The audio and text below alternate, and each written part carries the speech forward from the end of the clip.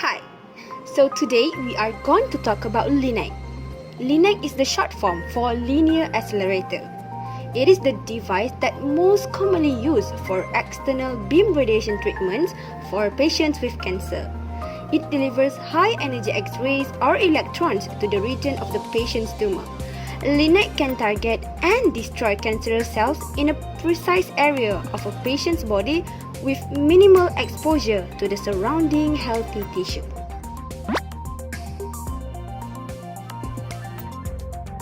LINAC consists of four major components, which are stand, gantry, treatment head, and treatment couch. So, let's start with the first component. The first component is drive stand. The function of this component is to drive the LINAC because it contains the apparatus that drive the LINAC. It connects the gantry to the treatment room floor. The major components in the stand are klystron, waveguide, circulator, and cooling water system. The second component is gantry.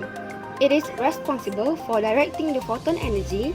It rotates 360 degrees around a point called isocenter. The major components found in the gantry are accelerator structure, electron gun, and treatment head. Third component, treatment head. It is function to shape and monitor the treatment beam. The major components are bending magnet, flattening filter, and scattering foil. The last component, it is the treatment couch. It is function to move mechanically to support and position the patient during the treatment. The treatment couch in most of the linear accelerators can move in 6 directions, which are up, down, left, right, forwards, and backwards. These movements are important when junctioning of fields are required. Treatment couch motions are controlled by hand pendant control. Talking about hand pendant, it contains all of the control switches which can be used to access the movement, for example, the movement of gantry and couch. Oh, and let's not forget to talk about modulator cabinet and power supply. These are important because it contains components that distribute and monitor primary electrical power and high voltage pulses to the magnetron or klystron. One of the accessories in LINAC is called multi-leaf collimator. The function is to generate a field of any shape. The advantage of using this is that we can avoid the problem that we have seen when we are using the physical compensators, such as the hardening of the beam, console electronic cabinet, to provide central location for monitoring and controlling the LINAC.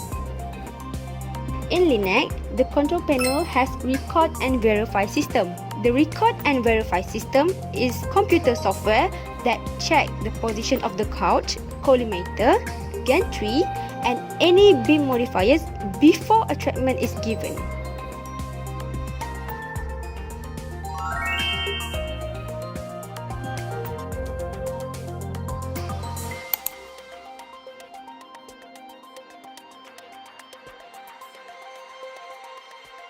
To view aspects of the plan and to change viewed parameters of the machine, beam's eye view, dose, and setup error. And lastly, emergency switches is activated when the equipment is malfunction, there is a power failure, there is a fire outbreak, and there is accidental radiation exposure.